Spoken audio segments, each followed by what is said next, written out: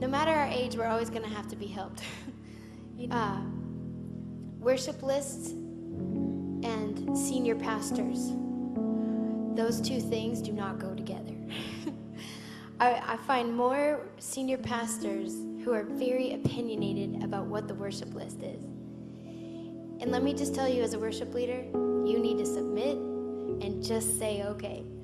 Because God will use whatever song. It doesn't matter the song. It just matters how you're shepherding and how you're leading.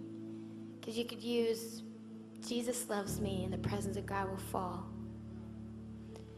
Because this is the key. It's that you are a worshiper in the private place, in the quiet place, that you cultivate that in your own time and in your own place. And if this was like my only place to lead worship, it would be very disappointing for me.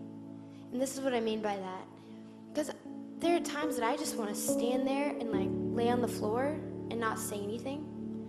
But then the person in the back who's just really, really hungry but doesn't quite know exactly how to press in and enter in, I got to make sure and draw them in. Just say, come on, in this moment, I just want you to lift your voice.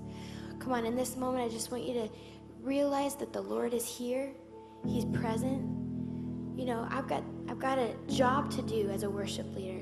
So if I'm only getting my intimate moment of worship in that second, I'm going to just run dry. But that's really a lot of worship leaders. That's the story right now because it's so busy.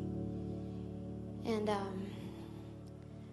it's important too that we have seasons where we go to a place and we just rehearse.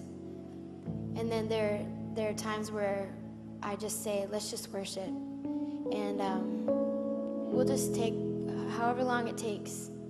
And I end up crying on my face. But what it does for us as a team is it cultivates just a togetherness. Practice worshiping together. And don't just practice songs in your worship teams. Practice the presence of God. Practice getting in His presence. And when that happens, hey, you know, you're having this moment, you're like, hey, Hank, will you just play that? I like what you're playing. So then when I'm in this setting and I'm feeling that and I look at him and I go like that, he remembers in our practice time that I wanted him to keep going on what that was, and he can just go, and do you see what I mean? Otherwise I'd be like tapping him on the shoulder and, hey, play what you're playing because I like that. Or, you know, it's just going to be harder to get to those moments and those places in your congregation if you're not practicing that in a different place. So practicing that in your own life and practicing that as a team.